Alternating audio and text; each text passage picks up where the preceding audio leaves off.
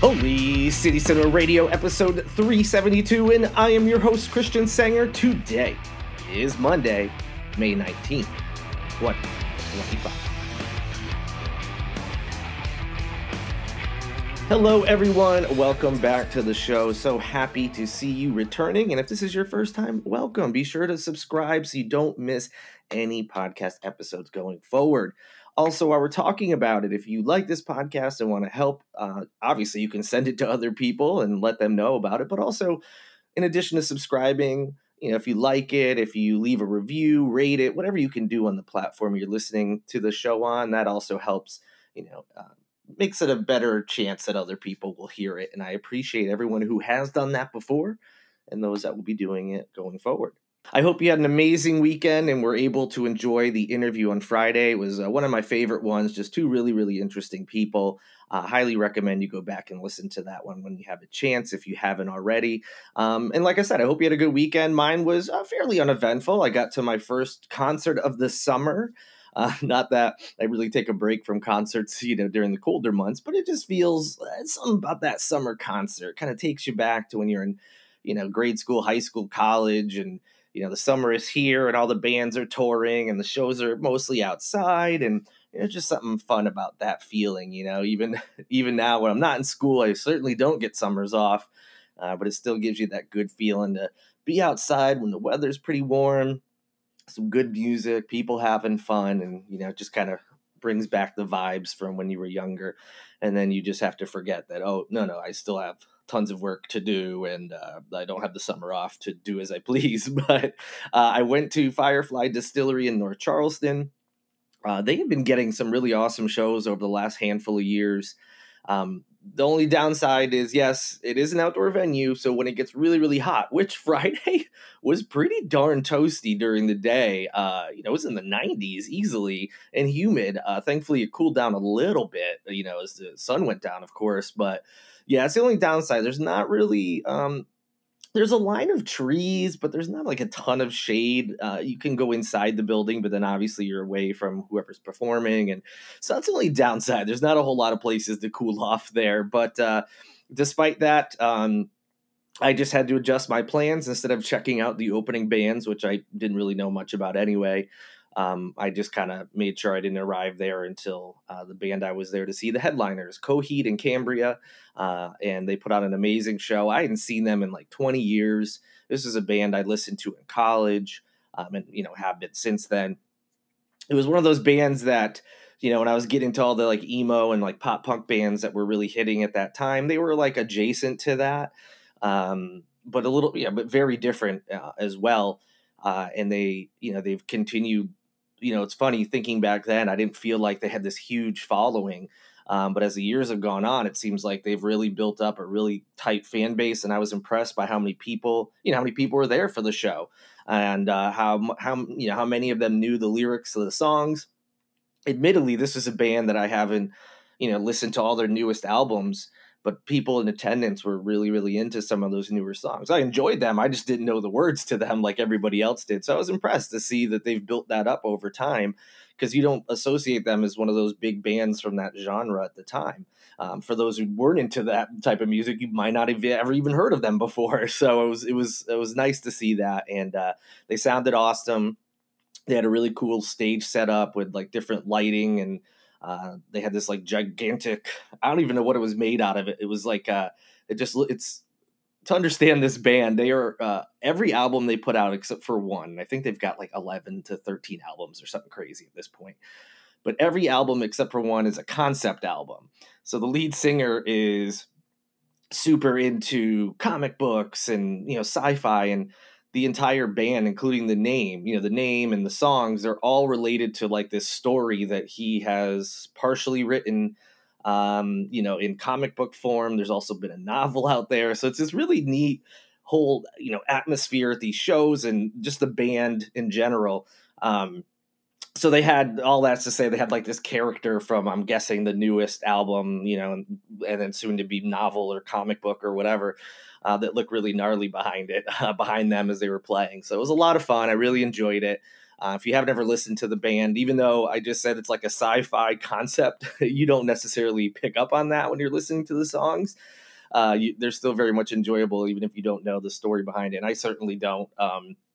It's been a long, long time since I, did a dive into that whole world, but it was a fun concert. And I'm looking forward to some more here in the future. All right, enough about that. We've got a lot to catch up on, so I'm going to try to run through all these updates as quick as I can. First up, disappointing but expected news that South Carolina will continue to enforce its ban on abortion after about 6 weeks of pregnancy. That is due to a Supreme Court ruling on Wednesday. That's the state Supreme Court I'm talking about. The court sided with the state in a lawsuit brought by Planned Parenthood that was challenging that 2023 so-called fetal heartbeat law. Particularly, they were arguing at what point during pregnancy a heartbeat actually becomes detectable. I'm not going to run through the whole thing. I did it many, many times in the past. But the concept here is that fetal heartbeat, when these folks are saying that happens, it's actually not a heartbeat. And also what is being developed at that time is not fetus. So the name is wrong. And so that was kind of the argument, like, well, are we actually going by what the name really means or what they've put in place? And should we, it was kind of a semantics thing, but also makes sense. You want a law that is medically accurate. Well, it turns out they didn't really care. And the Supreme Court decided to keep everything in place. If you don't remember, the law states that abortions may not be performed after a fetal heartbeat has been detected, which there are some exceptions for the cases of rape, incest, and fatal fetal anomalies. You can go look up what those exceptions are in detail and learn more about that law if you want to. So that was one of the bigger news pieces last week that I was unable to get to just because of the scheduling of the shows. And so, yes, that, as expected, essentially, I know it says 6 weeks, but it's essentially a outright abortion ban. It's still in effect in South Carolina, and it does not appear that will be changing for a very long time, since the Supreme Court has ruled that this can continue. Well, we weren't talking necessarily about disappointing politicians, but this story certainly is about that topic. So Treasurer Curtis Loftis, you may remember, he's embroiled in this big scandal, and there's talks about, getting him out of office. Well, his fate about whether he's going to keep that job as treasurer will ultimately be up to the voters. That's according to House Speaker Murdaugh Smith, who said last week that the South Carolina House was not going to take up the resolution that was out there to remove him from that office. So the state Senate had already voted to oust the treasurer from office as it related to this $1.8 billion accounting error. You can look back in the news about all the details on that.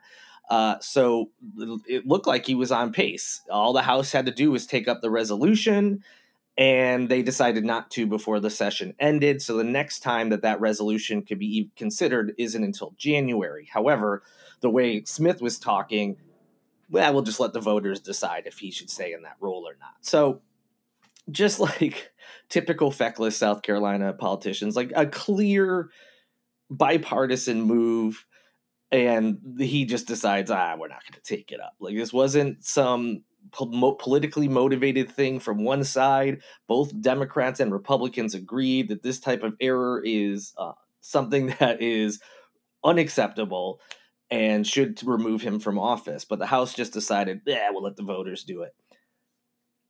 Call me cynical, but if Curtis Loftis was a Democrat, not only would the House have taken this up and ousted him or her from office, which clearly, if all things same in this story, I don't care what side of the aisle you're on, you should be ousted. I just feel like if he wasn't in the same party as Murdaugh Smith, there may have been a little bit more of a push, perhaps, a little bit more urgency to get this done.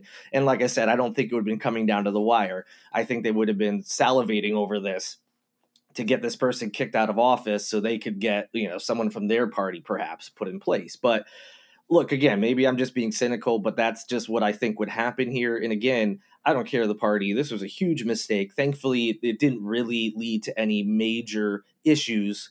As it turned out that money didn't exist. It wasn't like stolen or missing. It just again, you can go look back on the story, but clearly he needs to go. And okay, maybe it'll come down to the voters, but voters haven't exactly done a good job of making sure, whether it's a criminal or someone who's just really despicable, someone who's done really controversial things. We tend to keep voting people into office regardless of those things. And I guess it's one of those, it's a democracy. We get what we deserve. We get what we vote for. But they had a plan. They have a system in place to remove people from office when they do things like this. And they just simply didn't take it up. Like I said, very disappointing.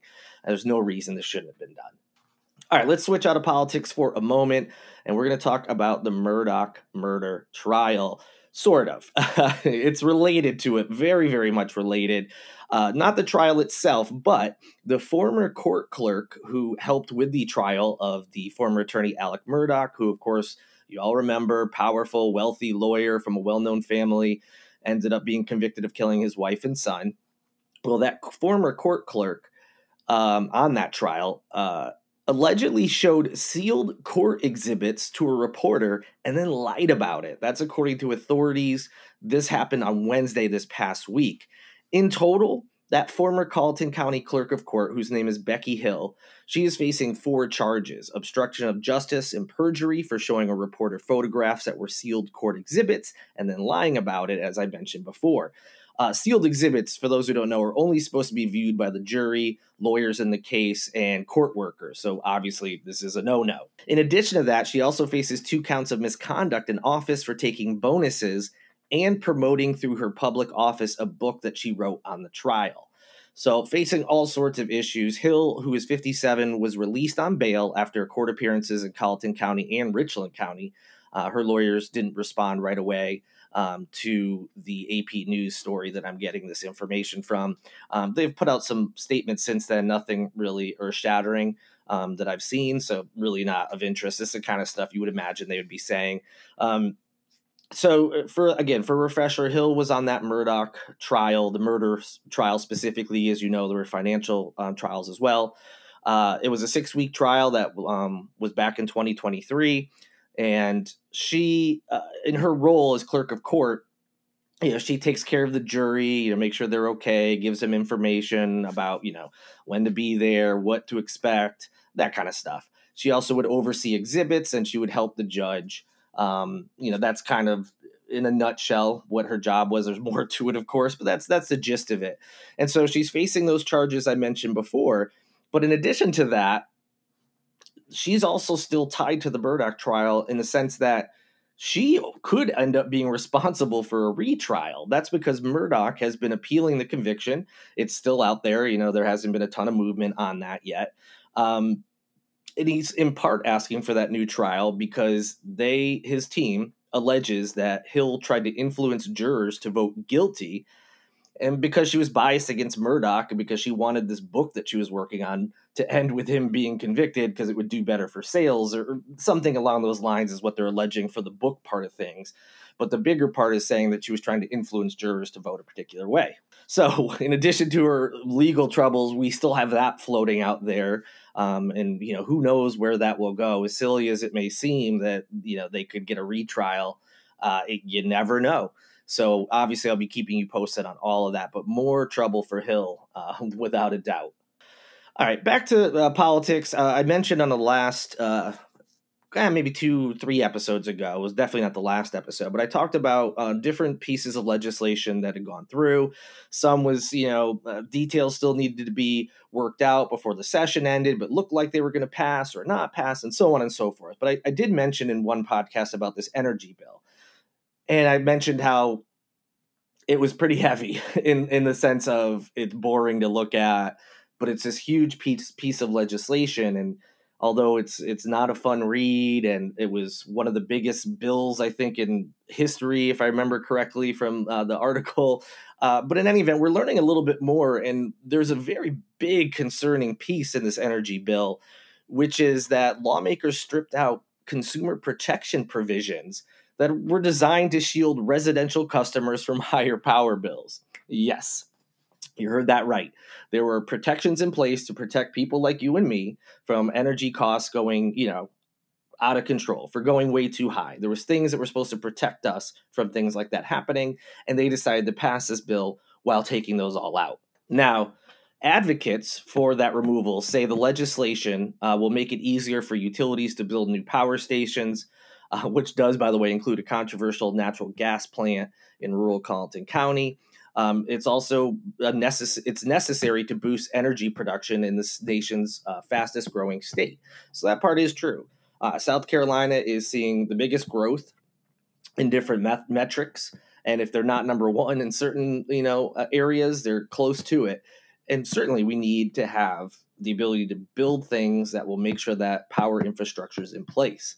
So that all, sure, that makes sense. It's good that they can, work a little quicker, but it shouldn't come at the expense of us, the consumers. South Carolina Senate Majority Leader Shane Massey, he's a Republican from Edgefield. He warned his colleagues against passing the bill, which ended up being pushed through last week in the closing days of the legislative session. He said that the constituents are going to end up paying more for energy and that the politicians are going to regret their vote.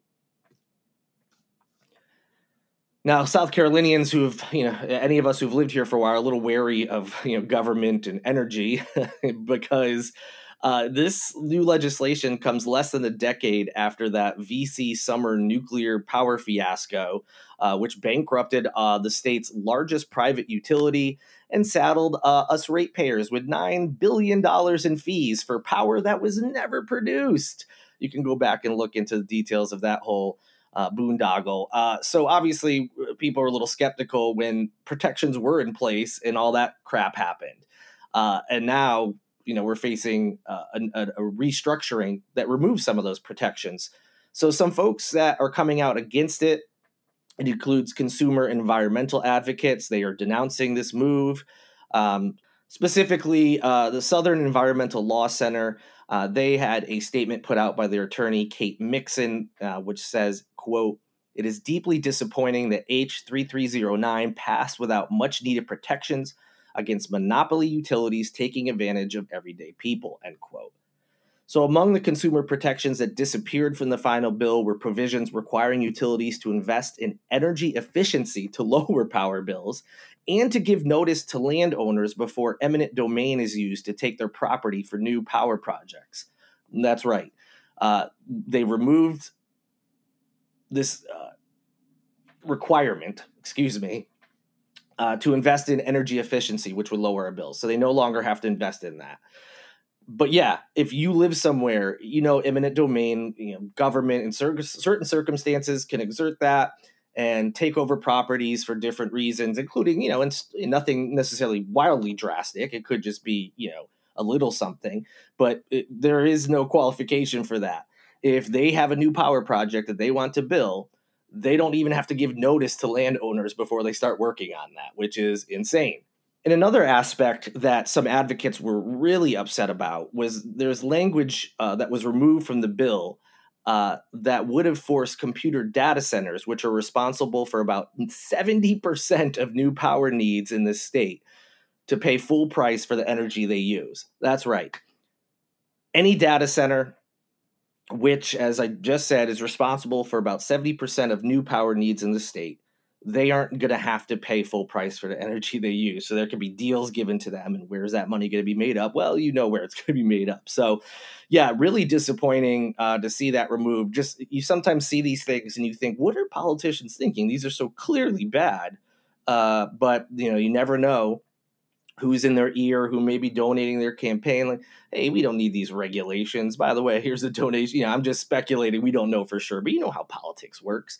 But yeah, it's pretty galling to see that all these things that were supposed to protect us have been removed. And two quick updates, sad stories, but one of which has a call to action. You may have heard the story where two young people drowned at Breach Inlet, which is, out by Isle of Palms and Sullivan's Island. It's very dangerous out there. There are signs out there that say not to swim. The two people who drowned they didn't speak English, nor could they read it. Since this happened, there have been signs that are in Spanish. They have been placed out there, thankfully.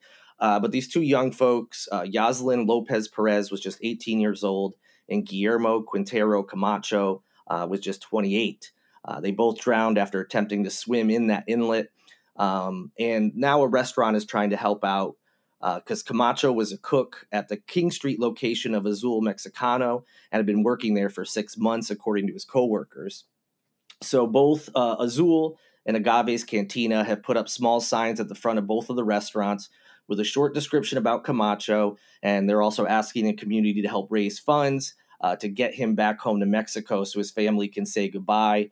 According to the restaurant, it costs about $10,000 to send him back to Mexico. Obviously, it's a lot of money, and he didn't have any family who could support him while he was here.